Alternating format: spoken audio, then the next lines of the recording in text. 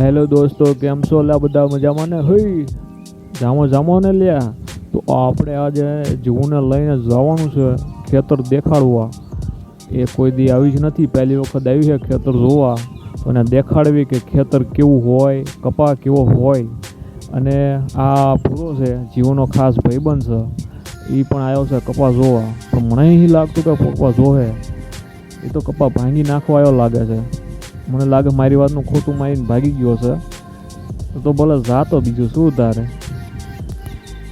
તમે દોસ્તો કપા જોવો, શું લાગે છે તમને? કેવો થશે આ વખતે કપા? શું ભાવ રહે?